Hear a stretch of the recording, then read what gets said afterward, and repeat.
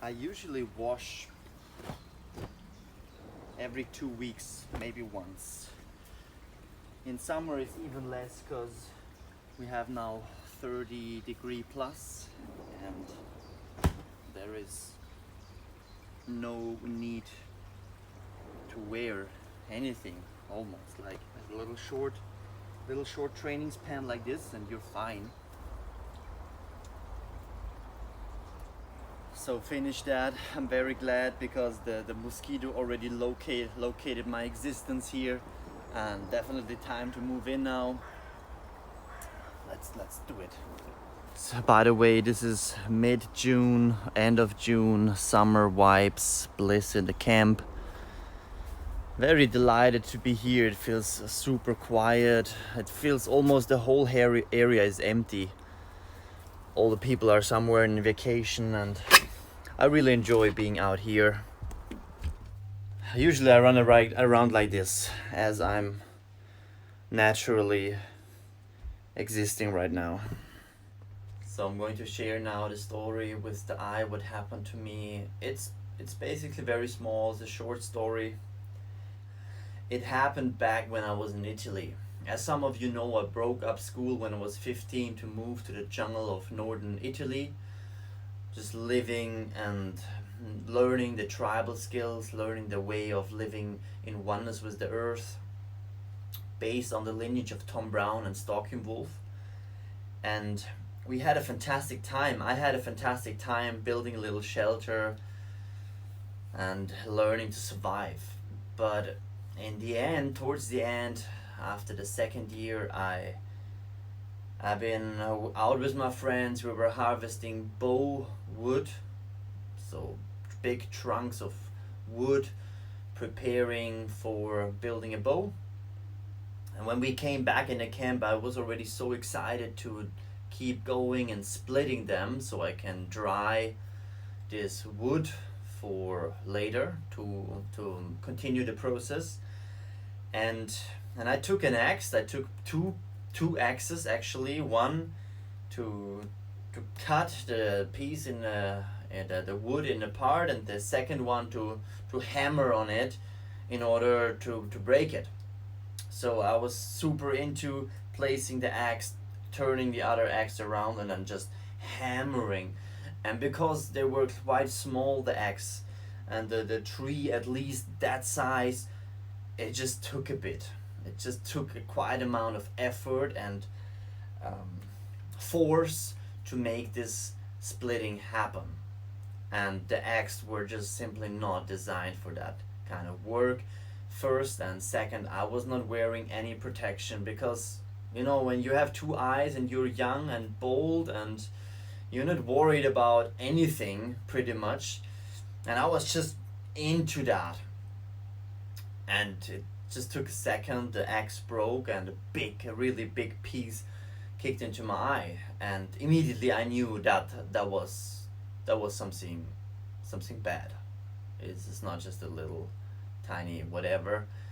I immediately have to respond, and so I went to my friends, and it was already blood coming out of my eyes. So we luckily had a car. We jumped in. We drove to the next eye hospital in Italy, and they immediately took me, and the whole hospital process just simply started.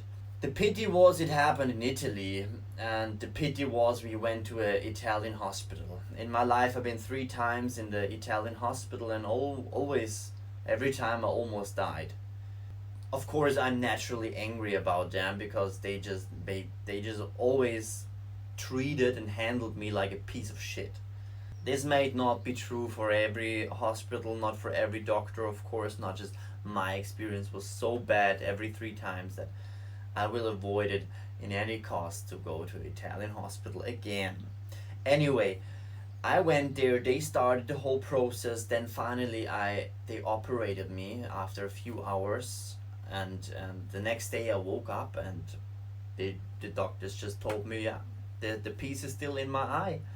It's not yet out there, and so they can't help me anymore. I better go to Austria. So with the eye already swollen like that, drove to Austria, and which would be the best decision anyway in the first place. Immediately go to an Austrian hospital, and I went there, and of course it was way too late to have any proper treatment. Yeah, the infection was already heavily going on. The infection was already so poison that it already was wandering towards the brain, and if that infection goes to the brain, we all know the result. And so they were like kind of freaking out because they have not seen something before, such a bad infection on the eye. And immediately they operated me, but they had to put out a lot of eye stuff, and the infection was eventually the thing that killed the eye. And the infection was so damaging that now no chance that any light can enter the eye again and goes into the brain where I can process it. So that's the story. After a month in the Austrian hospital, I finally slowly recovered, but the eye was just so damaged and they had to take so much away that now I'm just left with that. Come a bit closer, my friends. It's like this. You see, I still have a little part of the original eye is inside. It's just now damaged and small. But at least the muscle is in there and I can still move it, which is great because now we come to the second part. Those are my eyes, which I collected over the years. And the beautiful thing is I chose always different colors so I can match them with my clothing. And usually I just pick them. Let's take this dark blue one. And it's a very simple process. I just place it, I put it in like a lens, and it's in there. And I should now already look way more human, way more normal. Maybe my hair is a bit wild, but that's how you do it. And when I put it out, it's the same simple process. Just catch my falling eye, and it's out. And it's not painful at all. Just when I wear it for 8 to 10 hours, then I feel it. It's just burning sensation, and the eye is kind of wanting to reject this piece on it. And now I'm with the brown eye. I'm not sure if you can really see it.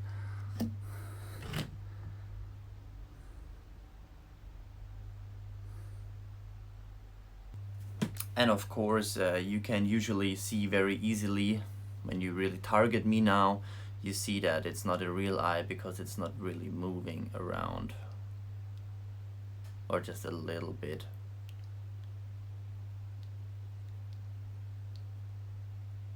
Yeah, why I have so many? Because every year the insurance pays pretty much for one eye. It looks like you go to the doctor, a special doctor, and he produces this eye in front of you. He has this glass bowl and a flame, and he kind of looks at you and looks at the eye, and then he's like blowing it in front of you. It takes maybe 20 minutes and you have a finished eye. It costs around $300, which is not so much, but once a year you get paid for the insurance pays it, so I'm happy about that. And I use it usually when I'm in a social field to interact, when I'm interacting with people, when I'm teaching yoga, when I'm out in the city or traveling, just because it's annoying when people look constantly like make a double check on you because they saw something weird. And a person who is aware and looks at me usually immediately recognize that there is something going on, and sometimes they let me know, hey dude, what's with your eye? What's there? What's going on? But I don't bother. It's part of my life and I accepted it. I just have to make sure I really take care for the other eye, and then it will be all fine. But at least you know now the story, you know the things which can go wrong, so you better always, in every case, protect your eyes with big glasses. I need glasses, but as well they're now like my big protection. And the sense. See you next time. God bless.